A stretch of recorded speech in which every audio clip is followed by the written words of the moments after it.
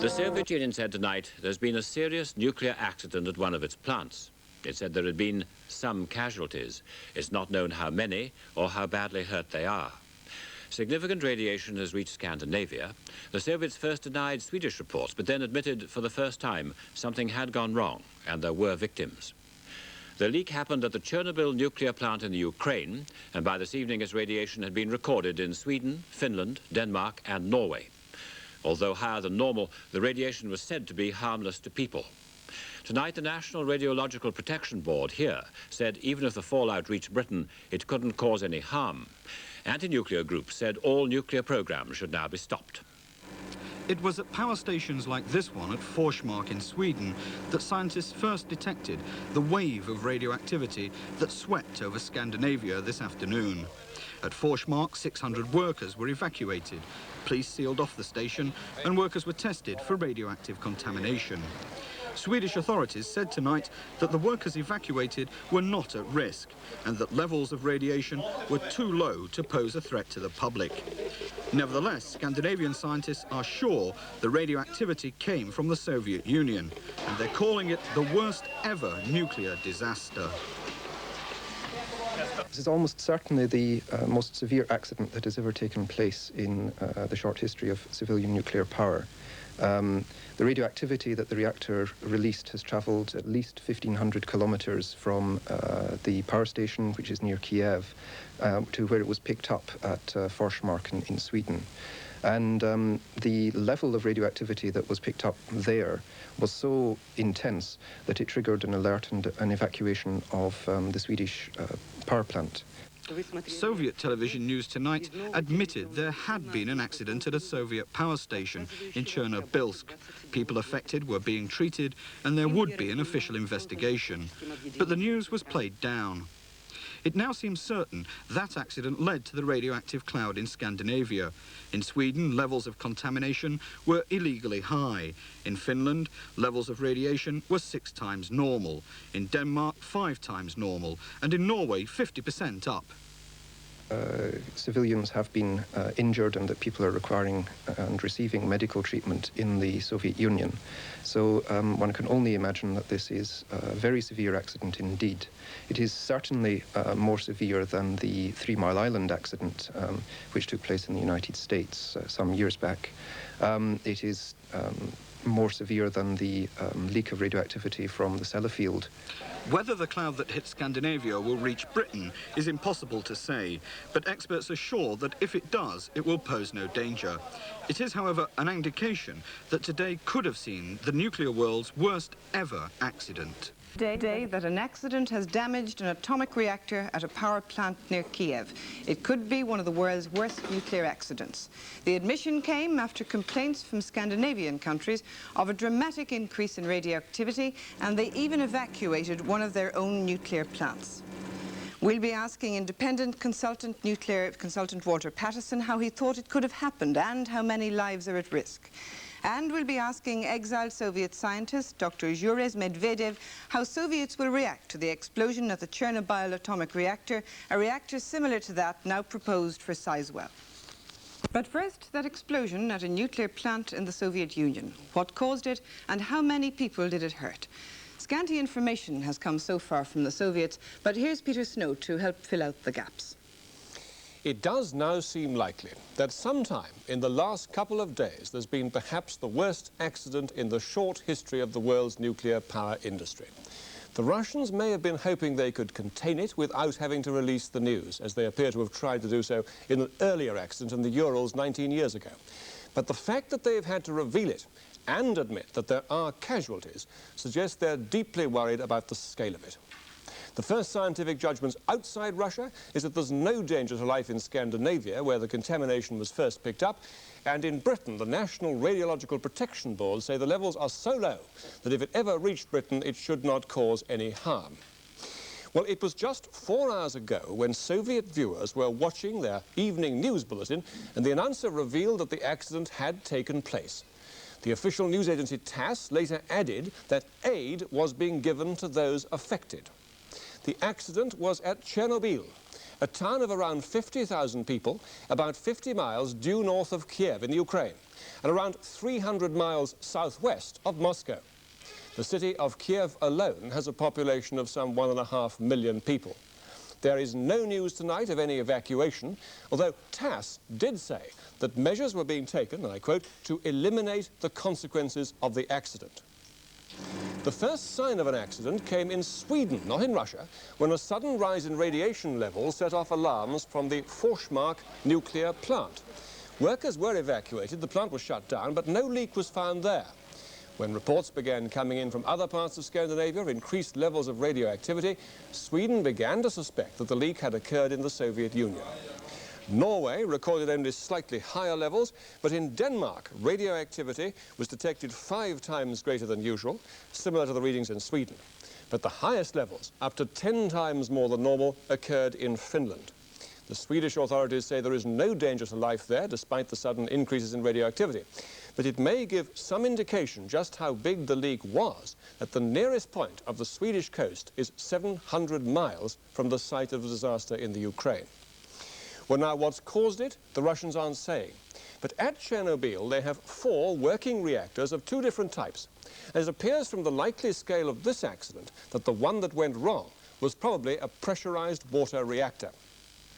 The central part of the pressurized water reactor is the reactor vessel, a huge cylinder of welded steel, about the size of a large room, but 3 stories high.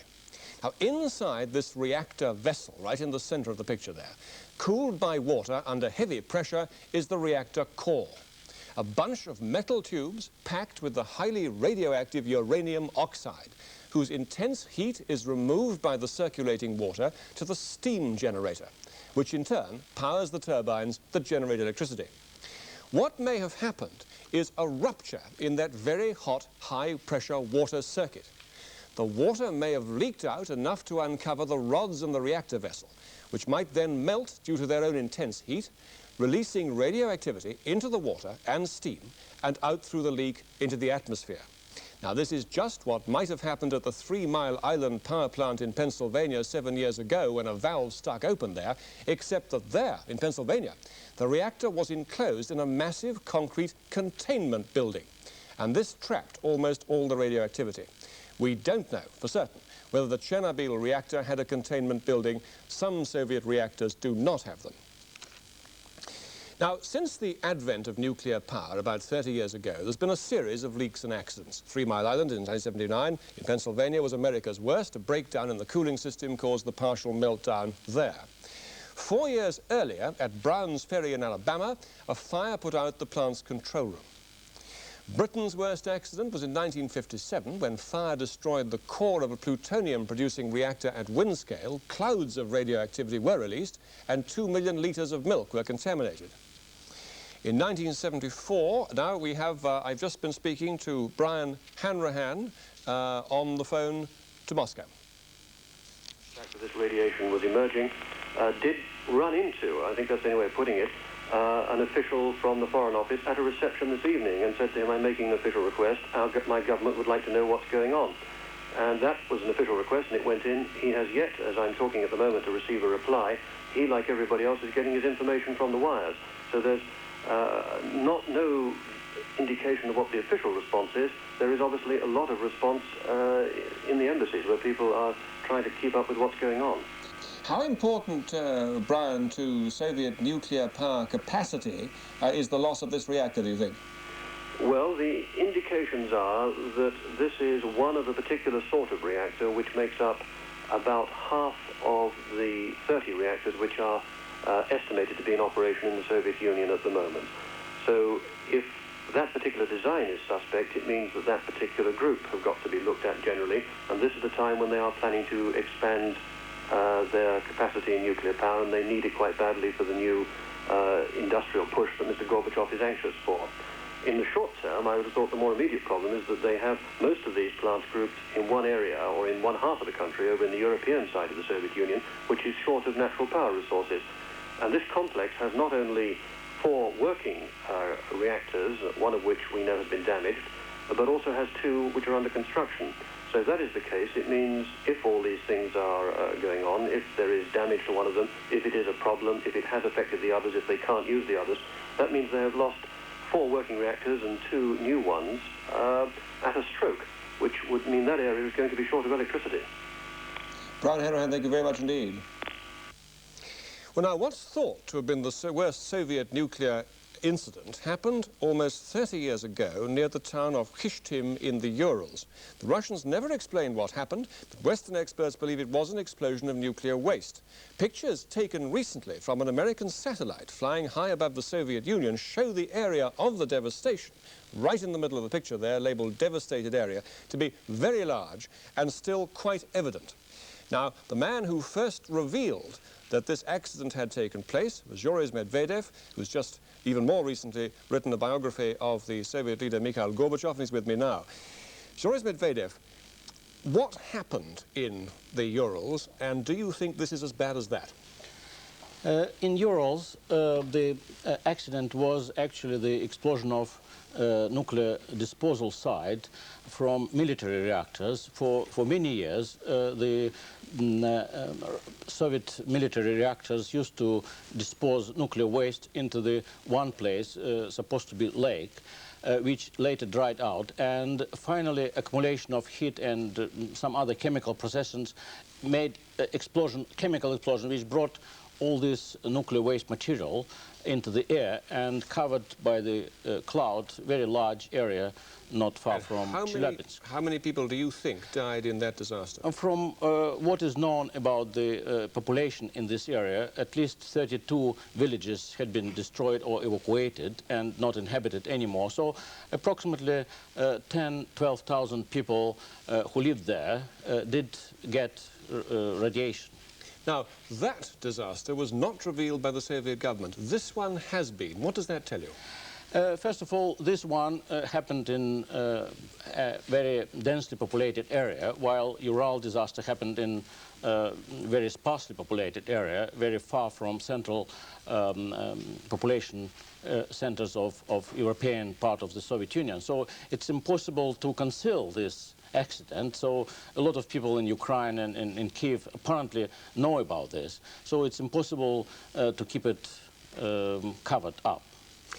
Walter Patterson is one of leading experts on nuclear generation.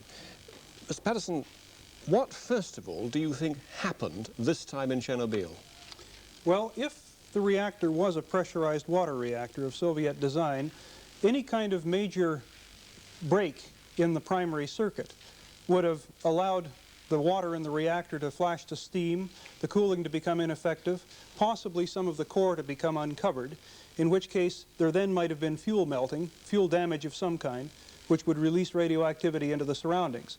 If, as seems to be the case, there was no containment around the reactor, as is the general... Can we be sure of that? What do you think, George Medvedev? Do you think there was a containment building? I don't think that there is containment building, because the policy of Soviet atomic constructors was that reactors are absolutely safe, and so there is no need to have this kind of precaution, because it indicates possibility of disaster, which Russian always considered absolutely impossible. So can we be clear about this? You're going as far as to say you think it almost certain or just probable that there was no protective shield around this reactor which appears to have melted down? No, I think that there is no protection shield around this reactor. It's certainly the case, because the building as such indicates that there is no shield. Now, Walter Patterson, if that is so, what is the danger to life if what you believe happened in the immediate area and beyond? Well, obviously, if radioactivity got as far as Scandinavia, however long it took to get there, a great deal must have escaped close to the site. It depends, of course, on local weather conditions and on how severe the damage to the plant itself was. But there must have been some considerable amount of radioactivity dumped into the surrounding area, to the town of Chernobyl itself, which I gather has a population of maybe 50,000 people. It seems as though it may have been fortunate that the prevailing wind appears to have been in the northerly direction, northbound, rather than to the south in the direction of Kiev. I don't know what the meteorological conditions were at the time. But would there be any danger, for example, to places like Moscow, 300 miles away to the northeast? I think that the danger begins to get very much less serious there.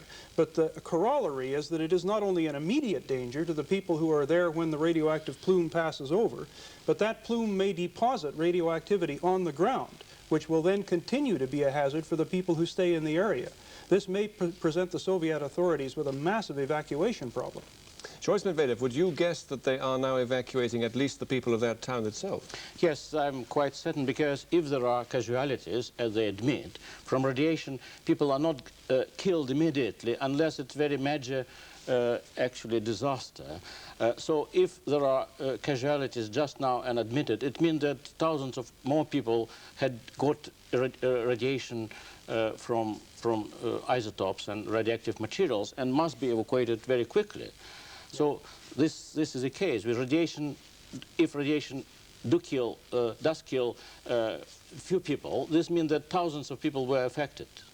What, in much broader terms, and looking much further ahead, what sort of danger do you think there is to people, or might be to people, way beyond the immediate area? I'm talking about now in Poland, across the Baltic, Scandinavia, and even Western Europe. Well, this plume has obviously traveled a good long distance, and it must have dropped a good deal of radioactivity under it as it traveled. I think that the danger will have abated rapidly once you get away from the immediate locality of the site, by which I mean a radius of maybe some tens of miles. But it may be, nevertheless, a moderate long-term hazard, depending on what kind of radioactivity it is. We haven't been told yet what kind of radioactivity has been in that cloud.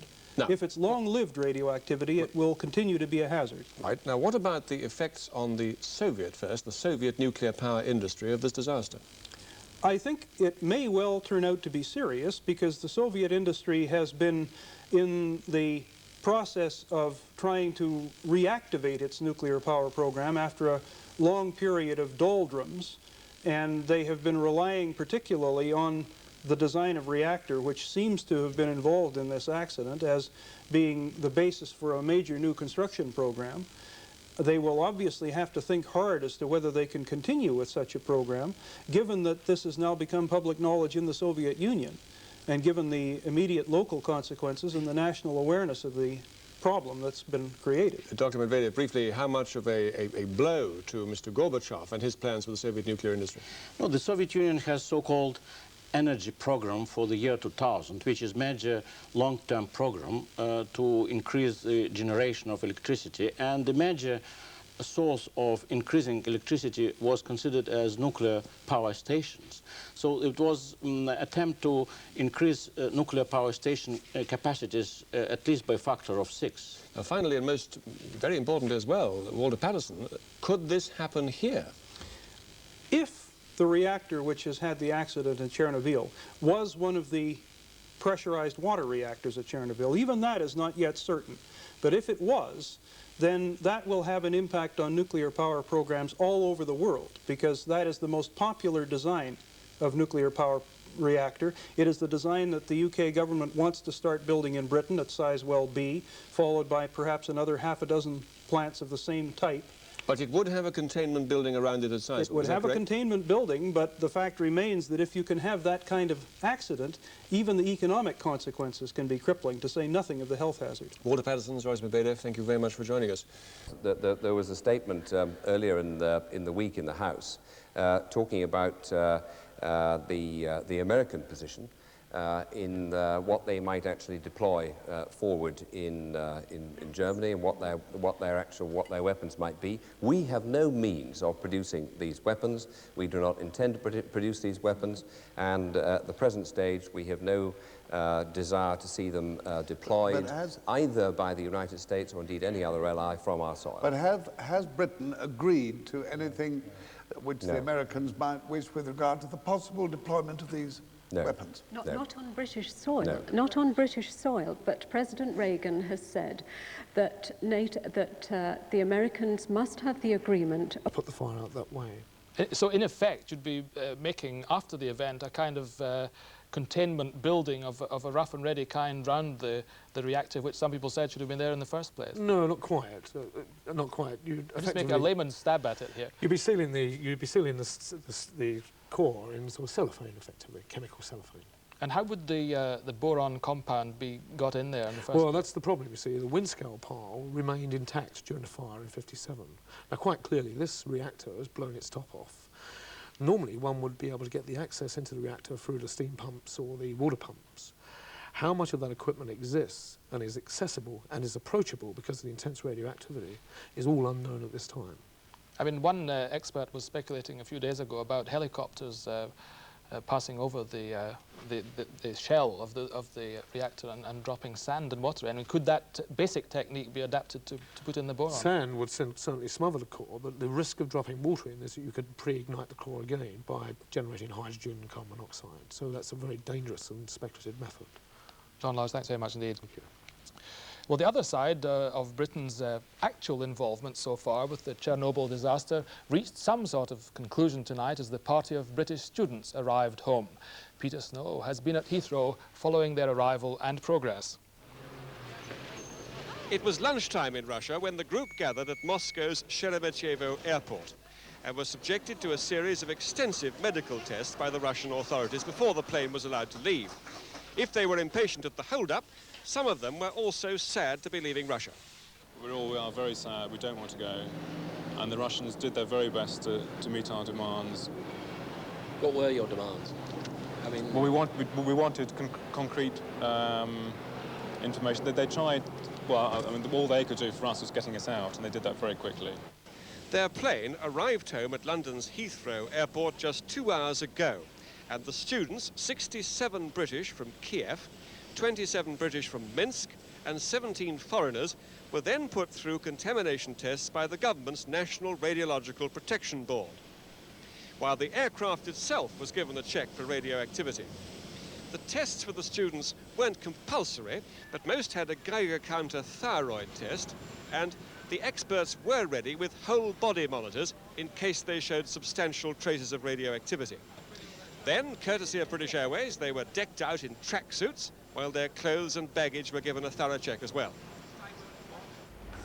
Well, there's some pretty impatient parents and friends around London Airport right now because they're still inside there, the students. They're still inside the arrivals hall having their baggage checked. Apparently, what appears to have happened is that some contamination, some radioactive contamination, has been found, at least, we don't know about the students themselves yet, but at least in their baggage. And that's the hold-up. The baggage is being very carefully checked, and then in some way it has to be cleansed before they can take any of their bags away from the airport. So we still wait in the hope that we'll be able to speak to some of them before the end of the programme. Meanwhile, Donald, back to you. Thank you, Peter. And with me in the studio now is Professor Roger Berry, a cancer specialist at the Middlesex Hospital and also a member of the National Radiological Protection Board. Professor Berry, what kind of tests are these British students undergoing at Heathrow now? Well, as you just heard, there are two things. First, a very simple Geiger counter examination. It's not actually a Geiger counter, but a very sensitive radiation counter, looking at the thyroid gland in the neck. The reason for this is that of the breakdown products, the disintegration products from the reactor, the iodine atoms are the ones that are most common. They are concentrated by the body in the thyroid. They can be detected easily from outside the body. So that's the most sensitive test. Then if there is any contamination detected on these students, they will then be put through the total body counter. This is a mobile counter. It's exactly the same one which the NRPB took up to survey the inhabitants, volunteers amongst the inhabitants up at Seascale near Sellafield a couple of years ago. Now, what about all the other people who have, throughout this large swathe of Europe, been exposed to the radioactive cloud? How does the progression of the cloud affect them? Well, it depends on the distance away from the initial, from the plant. I think we have a picture coming up showing Chernobyl and the prevailing wind, and then we have heard that the measurements have been, there have been predictions made from measurements today on the doses that might have been received by individuals who are unprotected and not evacuated in these areas downwind as the radioactive cloud passed by once the reactor had blown its top. Now, we can see that for a distance out to about 3 kilometers, these are doses in this particular unit of hundreds of rem, and I'll come back in a minute to what that means in biological terms. Farther out, the doses are much lower. So at a distance of about 15 kilometers, the dose is a tenth of that, something like a few tens of rem, and the farther away still, the doses are lower still. Now, the only place where one is going to see death very soon in any individuals from radiation alone is in this very small area in here where very high radiation doses would have been accumulated, and more to the point, some of these doses might have been mitigated, not collected because of moving people away or keeping them indoors at the time the cloud passed by. So this is speculation on our part now on what the doses people might have received. What would be the specific symptoms of dosages of these various degrees of REM, as you say? Right. Well, if we can take a same numerical scale up here, and that's 200 down there. So we said a few hundreds of REM are the first sort of doses that actually cause death in any number of people at all initially. Now, the things that cause death at doses above a few hundred REM first are damage to the bowel, to the small bowel, and then at lower doses, damage to the blood-forming system, and finally at low doses which don't kill people initially, where there's no immediate death, there is still an increased or possible increased late risk of the development of either cancer, leukemia in the short term, or cancer in the longer term at periods of years later. But these are speculative risks, and all we can say about those whom we know to have been exposed is perhaps that we will be able to achieve some measure of the doses they received from the measurement of the radioactive contamination in and on them. But is it possible that the figure that's been bandied about of thousands being affected over a whole period of years, that's a possibility? It is a possibility in the worst case. The picture we have here is of the inside of the human bowel. Now here we're talking about a very large radiation dose. That's the normal bowel. That's the inside of your bowel looks like. It's the small bowel with its little villi for which we absorb our food. And that is the bowel of a human, a person who had received a local dose here of 1,000 rem. So that's the dose that you can see destroyed that bowel, and this individual, had that whole bowel been irradiated, would not have lived. The next slide shows us, however, the damage which is responsible for living or dying. And that is damage to the marrow in the bone. This is a rat bone, but we make our blood in the bones in the same way. And that's the marrow from an individual irradiated at a dose for which it's destined to die. You can see the marrow is no longer red, it is yellow, it's just fat, and there's no blood-forming tissue there, and without blood-forming tissue in a few weeks, there would be bleeding. Now, for the doses that any individuals at any distance more than a few kilometers will have received, these kinds of acute damage will not have happened, and all we are looking at is a risk, a possibility of an increased number of individuals developing malignant disease, cancer, far down in many years in the future. Professor Berry, thanks very much indeed. Radioactive fallout from the Soviet nuclear accident has reached Britain. Raised radiation levels were detected in the south of England as far west as Oxfordshire.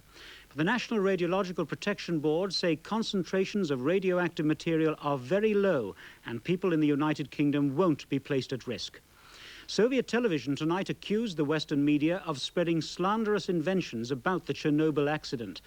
But the Moscow Communist Party chief told West German television that radioactivity around the nuclear plant was still high, and he said, there is a dangerous zone which people cannot enter. He said the authorities were trying to prevent the spread of radioactivity by using helicopters to drop lead, sand, and neutron-absorbing chemicals onto the site. In Poland, about 200 people demonstrated in Rostov demanding more information. Some demonstrators' banners said, "Our children are getting killed."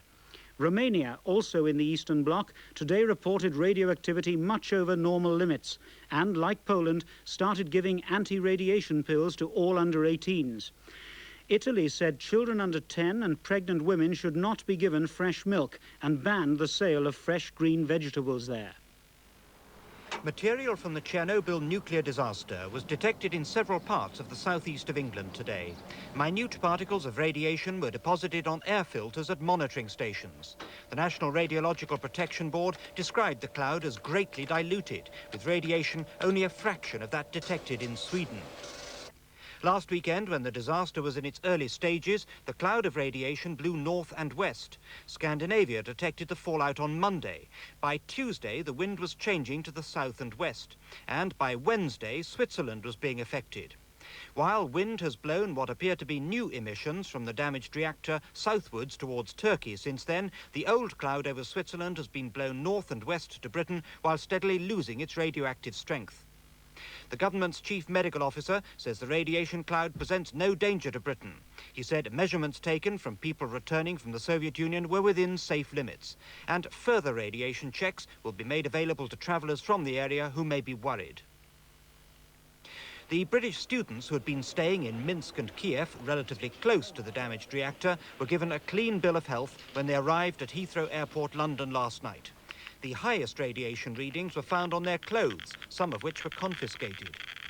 We seem to have only been in contact with low-level contamination, except for the fact that, for example, a boy at the airport discovered that the seat of his trousers had, I think it was 400 beats a minute, whereas the safety standard we were told was 100 that they were setting then. And he reckoned that it was when he sat down on the wall outside the hotel, which means that there was a certain amount of fairly considerable radiation there. After their examination, the relief of some of them early today was evident. The Soviet Union hasn't given any new figures on the casualties at Chernobyl. It's still saying 2 were killed in the initial accident and 18 are seriously ill. Their television report tonight, criticizing Western media coverage, was the longest seen in the Soviet Union since the accident last weekend. The Soviet Union's evening news bulletin is seen by millions, and tonight, halfway through the program, the newscaster had this to say. Западные средства массовой информации распространяют клеветнические измышления по поводу аварии на Чернобыльской атомной станции. Некоторые страны демонстративно отзывают из Советского Союза своих граждан. The interviewer then spoke to 2 British men outside the Hotel Russia in Moscow. He said they were a railway worker from Glasgow and a businessman from Devon. Their holiday firm had told them there'd been an atomic explosion, that Kiev had been evacuated, a great many people had died, and thousands were injured. Their lives were in danger. And then we had to leave Moscow immediately for the United Kingdom. Students from Britain who arrived home yesterday told Russian TV that they were leaving against their will and the West had made political propaganda out of the accident. The Russian TV pictures showed Britons preparing to board the British Airways flight from Moscow to London's Heathrow Airport. In Washington, a second secretary at the Soviet embassy made an unprecedented appearance before a congressional committee to answer charges that Moscow's been too secretive about Chernobyl. No one was more surprised than the House members themselves when, in response to their request, the Soviet embassy dispatched its second secretary to Capitol Hill to face their often tough questions. It is, of course, a unique experience to appear before such a distinguished panel. I wish it were on a happier occasion. For 2 hours, Vitaly Cherkin smoothly defended the official Russian position and gave their version of the latest news. The radioactivity of the territory of the nuclear power station and the surrounding settlement dropped by 1.5 to 2 times. Medical assistance is administered to those affected, of whom 18 people are in a serious condition. And he expressed Russian annoyance at Western press reports that hundreds, even thousands, might have died. Well, let me put it this way. I find it a little offensive that some sources are very intent on asserting that there are much more than the number of casualties which were actually there. Aren't we talking about living people after all? And I'm offering you the opportunity to totally, wholly put that Thank you. I've to had rest. that opportunity, and I can state most categorically that there are 2 people dead. As of May the 1st, there are 18 people in serious condition. and I hope they are being treated, and contrary to some people with a pessimistic outlook to life, I hope they will survive. And how could you have not warned Sweden, Norway, Poland, Finland, Austria, and all the rest of those surrounding countries? The world is appalled, Mr. Churkin. It is my understanding that no harm was done, I mean real harm in those countries which are adjacent to the Soviet Union, to the people who live there. And I would imagine, again, that first there was a desire to see what was really happening and what the consequences of that could be before you make any public announcements. Definitely. The congressman continually asked the question, why did it happen? It happened on April 26. Can you tell me in those same layman terms why the Challenger disaster happened? It had been an unprecedented occasion, indicating how eager the Russians are to try to repair some of the political damage from the Chernobyl accident. But in the end, after 2 hours, little new had emerged. British embassies in Eastern Europe are being sent special equipment so that they can do their own tests for radiation. It's already gone to the Soviet Union and Poland, the country which seems to have suffered the highest fallout outside the Ukraine. Some places in the northeast of Poland, about 300 miles from Chernobyl, had radiation levels hundreds of times above the normal. This lake, scientists have recorded the highest levels of radiation to sweep Poland since the Chernobyl disaster. This meteorological station recorded radiation 500 times above normal on Monday. According to Poland's Central Laboratory for Radiological Protection, local people received 7.4 millirems an hour of radiation, but Monday's dose was only what most people get in a year from hospital X-rays. Since then, air pollution has decreased 100-fold, and radiation measured in the soil and lakes is halving every 8 hours. These children face a long-term health risk, but there are more immediate casualties. Here, tourism is a major industry, popular with Germans who remember the Prussia of their youth. But at this Swedish-built hotel, the manager said half this weekend's bookings had cancelled, including 40 Britons. One guest knew why. Because they are thinking all days about this radiation, and nothing more. The other victims, local farmers. Polish food exports have already been banned in Scandinavia. The Chernobyl disaster could reap a bitter harvest for the peasant farmers of Poland's far northeast. Ian Glover-James, News at 10 in Poland. Swedish dairy farmers were today ordered to keep their cows under cover because of radioactive dust still on the ground. The radiation levels there generally have fallen. Sweden is better supplied with nuclear shelters than most countries, though they were built in case of war, not civilian accidents. When this couple decided to move out of Stockholm and into the country, they insisted their new home must have one important specification, a built-in nuclear shelter. They're now living on top of a luxury retreat, which the family were preparing to move into immediately news came through of the Russian radiation leak. The shelter takes up the entire ground floor and is currently furnished for their own children. With 12-inch thick walls, it cost £50,000 extra to build, but much of that was paid for by a government grant. The Swedes remain neutral when it comes to defence pacts, but nevertheless encourage families to prepare for the worst. It makes me feel safe. Are you that worried about the threat of war breaking out? Yes. Were you worried when you heard about what had happened in Russia? Yes, very much. We can always jump down here if we have to hide. On the wall hangs a list of instructions of what to do in emergency, such as bunging up the windows and vents with special sealant. Optimistically, the plan claims that 90 friends and neighbours could also pack in here, hence the government grant. But the couple, who are still nervously waiting the all clear from Russia after this week's disaster, hope and pray that day never comes. Terry Lloyd, News at 10, Sweden. Well, the Soviet Union has tonight lifted a corner of the curtain of secrecy surrounding the Chernobyl reactor disaster. Speaking in Hamburg, the Moscow Communist Party chief, Boris Yeltsin, told West German television that there is radioactivity around the plant, there is a dangerous zone which people cannot enter. And he then gave a figure for present levels of radiation of the plant, the first precise detail to come from the Soviet Union since the disaster a week ago. Radiation has fallen, said Yeltsin, but it is still about 200 Röntgens an hour. Now, a Röntgen is equivalent to a REM, that's to say, the radiation absorbed by one human being, and the maximum permitted dose for a person in Britain is half a REM per year. Even for a radiation worker, only 5 REMs per year are allowed. 200 Röntgens would indicate huge concentrations, which would mean rescue workers working there, if at all, only for very short periods of time. But Yeltsin went further in this, the first detailed account of the disaster and its effects. Human error, he said, was the cause of the disaster. 4 settlements in the area had to be evacuated. Some neighboring water reservoirs are contaminated. And the spread of further radioactivity is being controlled, said the Moscow party chief, by using helicopters to drop lead, sand and boron onto the wreck of the power plant. Now, Yeltsin's revelations came as the nuclear cloud from Chernobyl drifted across Europe and finally reached British shores. In East Germany, radiation levels were reported today as being 100 times above the normal, though not posing a threat to health.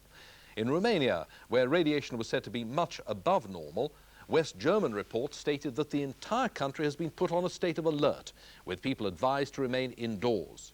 Yugoslavia reported levels 10 times greater than the normal, and the cloud slipped over southeast England today. Evidence of its presence picked up at Dungeness and Lowestoft by the CEGB, and as far inland as Chiltern in Oxfordshire, where it was traced by the National Radiological Protection Board. Levels were said to be very low, and according to the Chief Medical Officer of Health, there is no risk to health as a result. Well, let's assess the information from Boris Yeltsin first. Tom Wilkie of The New Scientist. First of all, the fact they can't enter the radioactive core of the remains of the plant, that presumably comes as no surprise at all. No, I mean, it's been fairly clear from the time that the first reports began to come in from Sweden that there was a major accident there, that there had been significant release of radioactivity both in a plume which went across to Sweden and by implication in the immediate neighbourhood of the plant. It is no surprise to learn that the immediate neighbourhood of the plant is a hot area, and that ordinary personnel certainly would not be allowed to enter there. That is confirmation of what we could deduce already. Now, what do you feel about the fact that they're controlling it by dropping from helicopters sand, lead and boron? That sounds like some of the best news to come out of the Soviet Union this week. For technical reasons, it would have been difficult to bring that reactor fire under control by dousing it with water, and they had no supplies of carbon dioxide or other gases that they could use to extinguish the blaze. So to drop sand to cut off the supply of oxygen, and hence the flames would decline. To drop boron and lead to cut off any nuclear reactions, then this seems to be entirely sensible and reasonable. The only thing which one must be worried about is the radiation dose that the helicopter pilots are going to have to suffer in order to get in there and drop their load and put the fire out. What about the figure that Yeltsin gave about the radiation in the kind of neighbouring area, and we don't know how large that is? He says 200 Röntgens an hour. Now, is that as high as it sounds to a layman? It certainly seems to be. I mean, we definitely need more information and more corroboration of what the levels are and how close to the plant these levels are. But earlier on today, I was reading a paper from Soviet authors published about a decade ago, where they said that the maximum accident that they could that they designed for would produce levels of radioactive contamination, radiation dose at the plant perimeter of about 25 REM. So this is 10 times bigger than what they were planning for? Apparently this would seem to be some 10 times larger than they planned as their maximum credible accident. Very briefly, what other information do we now need to know, do scientists need to know? Oh, we need to know, to assess the health effects, we need to know the population density, when the people were evacuated, whether people for hundreds of miles around are getting iodine tablets, for example, to stop the contamination through milk and other pathways like that. And presumably you'd still actually like to know how the accident happened, apart from human error. I mean, what the actual cause of the breakdown was. Indeed, a nuclear reactor is an extremely complex system. There are many areas in which an operator could make a mistake and it could trigger an accident. There must have been something more than human error here, because human error should not result in an accident of this magnitude. More information, please. Tom Wilkie, thank you very much. Well, I'm joined now by Alexei Nikiforov of the Soviet Embassy in London. Is there any further information likely to come out from Mr. Yeltsin or any other Soviet leader in the next few days? Well, I'm sure, yes. Indeed, we have started to give information both to the Soviet people and to the foreign media immediately when we have assessed the situation. It wasn't happening just in a single moment. There was a process about it, and we have started to produce this information gradually by assessing the actual situation on the spot. There is a government commission headed by the Deputy Prime Minister who assessed the situation being there in that locality, and naturally they will inform the Soviet people, first of all, and the foreign governments and the foreign media about the situation. Is the intention to have full disclosure about causes, process and consequences? I'm sure it is, yes. But is there not some regret that the information has not come out rather earlier, or are you saying that you only now know that it was human error which caused it? It is we would like to pinpoint, I mean, this commission which is working there would like to pinpoint by minute, by hour, the happenings at the plant, the actual condition of it, and as it was disclosed, one cannot yet get inside the building. So we would like really to establish the fullest possible information, to give the correct information to the people. But you are certainly aware that scientific bodies, international bodies like the World Health Organization, have still said that no concrete information has been given to countries, neighboring countries, who after all are affected by the nuclear cloud. Now, would you not admit the Soviet Union has been very lax in providing concrete information? Or are you arguing that you still don't have that concrete information to give? Well, I wouldn't agree with this assertion, because we have been given information by the Soviet ambassadors, by the other people, by the scientists, by the chairman of our Atomic State Committee on Atomic Energy, both to the Soviet people as well as to the foreign government. But you see, the World Health our ambassador was here. But the World Health Organization and the UN Environment Body still say that the scientists haven't got the necessary information, governments haven't got the necessary information to know on what basis to plan. And given the effect this could have had, and to some extent has had, on neighboring countries, surely this was an oversight for which even some apology might still be required, don't you think? Well, I wouldn't think so, really. I think that we have given enough information as it was assessed, and we will certainly give enough information for the people to go by. Do you not regret not asking for more help from foreign countries? Because far from your neighbours wanting to play propaganda, the immediate reaction was, ask us for help and we will give it you. Now, was Soviet caution not excessive in not requesting as much help as was on offer? No, I wouldn't think so. We have, actually, the Soviet Union is the first country to build the atomic power station in '54. We had a large experience.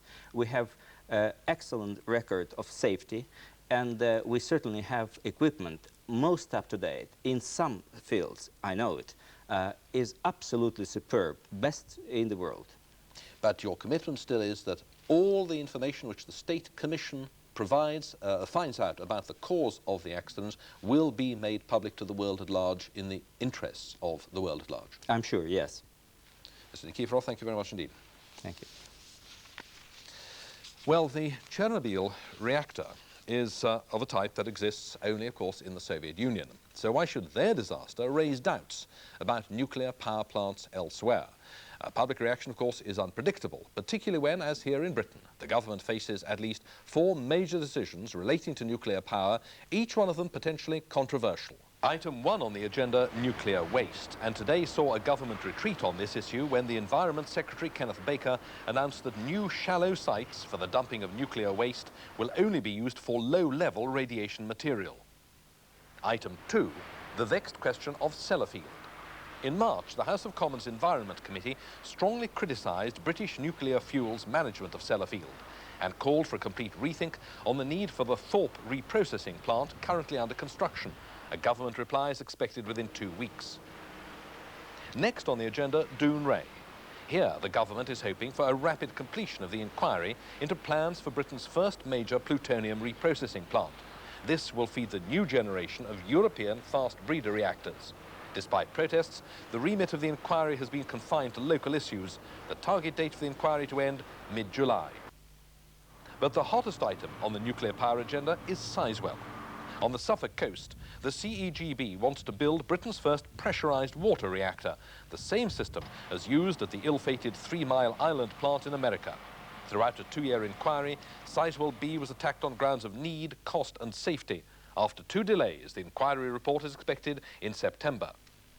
Despite all the political heat, the government insists that nuclear energy is an essential part of Britain's power system. At the moment, 18% of our electrical output is generated by nuclear power. By 1990, that figure is planned to rise to 25%, just by making full use of existing capacity. I'm joined now by Dr. Tom Margerson of the Nuclear Electricity Information Group and Stuart Boyle of Friends of the Earth. First of all, your response to the Yeltsin revelations, Tom Margerson. How important are they? Well, I think it's important they should reveal anything at all. So far, we've known absolutely nothing. But I find this revelation absolutely pathetic so many days after this major accident. And an accident which obviously involves a number of countries, particularly in Eastern Europe, but even in Western Europe, a number of them are finding themselves under a cloud which raises very considerably to the sort of level that you would get from a nuclear test in the atmosphere, the amount of radioactivity that's present. You'll be expecting much more in the way of information. Much more. Stuart Boyle?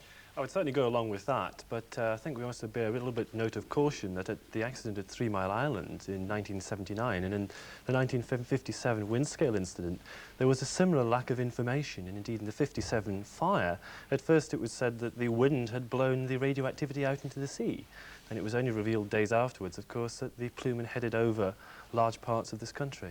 Right, let's get on to the effect this may or may not have on British public opinion. First of all, the fact that it is human error. Now, does that, as it were, strengthen the case for nuclear power or weaken it still further? I think it's fairly neutral in that respect. You see, I think that any power station should be built in such a way that it's protected against the silly errors that may be made by its operators. The difficulty that people have in the design of these things is that they want to give people the opportunity to override the mechanisms if needs be, but they must have a clear picture of what's going on before they do so. But again, you know, we don't know what these human errors are. In principle, human error, does it argue for you or, as it were, for Tom Margerson? Well, I would say with a complex piece of machinery such as a nuclear reactor, we've been proved yet again that human beings do things that they're not supposed to do. And indeed, it was interesting at the Sizewell public inquiry that the CEGB's risk assessment did not take full account of the effects of human error, which we, as main safety objectives, found rather alarming. Indeed, one of our scientists who came across, Gregory Miner from the United States, pointed out this very fact, that most of the accidents are a combination of technical faults and human error. But overall, do you think that the shock, the emotional, psychological shock of Chernobyl is such that it might tip the public opinion balance against nuclear power in a very significant way? I think that in the short term it probably will. I think in the long term we'll see the things settle down again when we really know the facts. You see, you always get a great deal of rumour and worry when people don't know what's happened. When there's a big explosion in a chemical works or anything else, people don't know until the thing has settled down.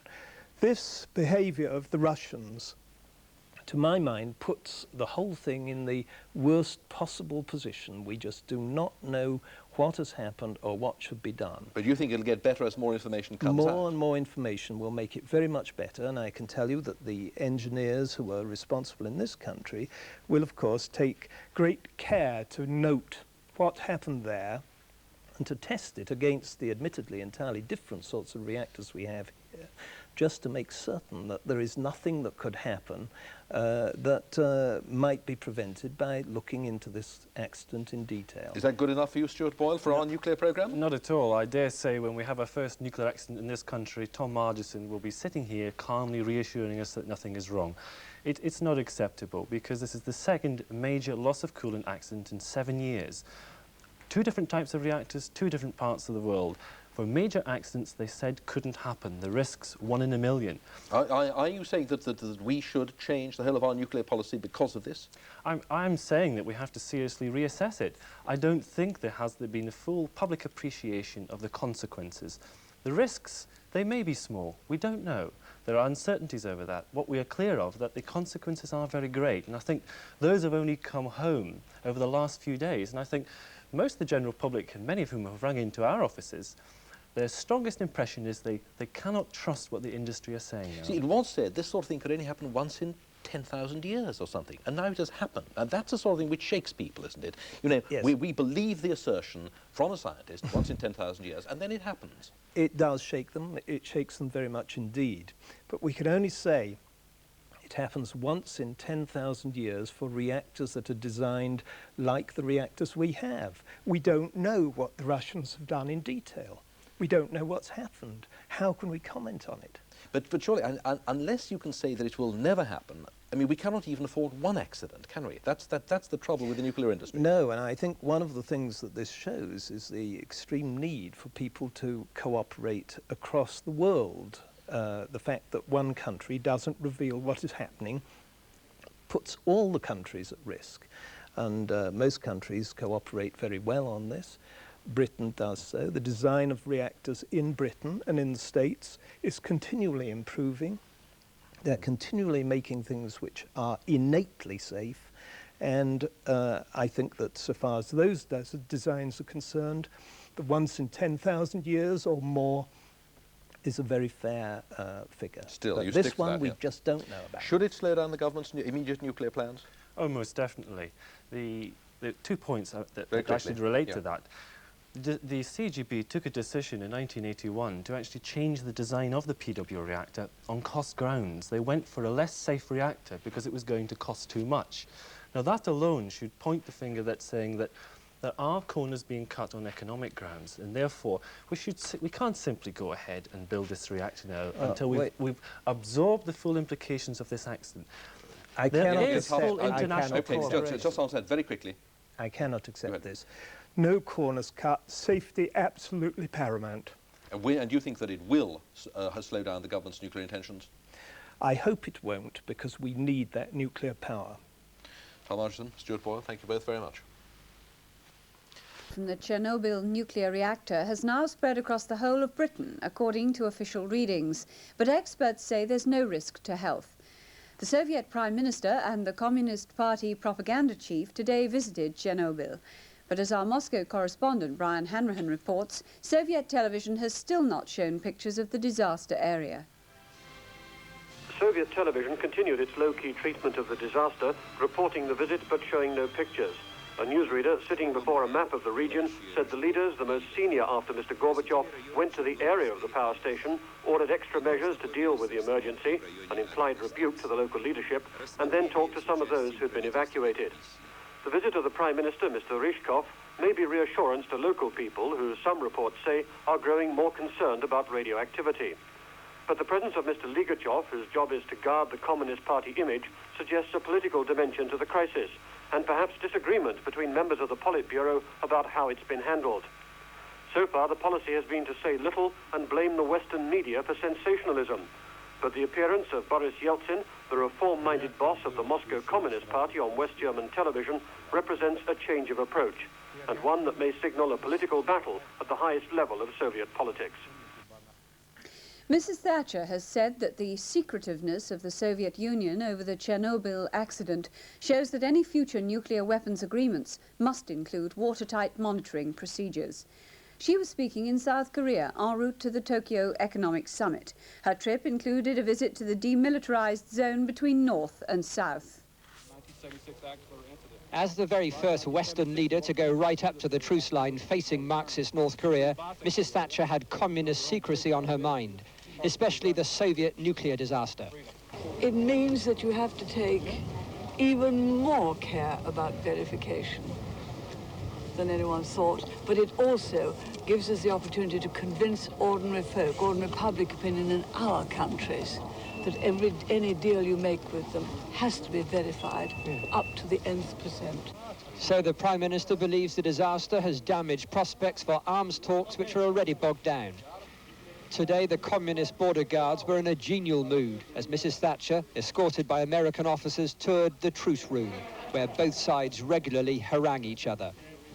A lightning tour by American Army helicopters of old battlegrounds where Commonwealth forces suffered heavy casualties fighting North Korean and Communist Chinese armies.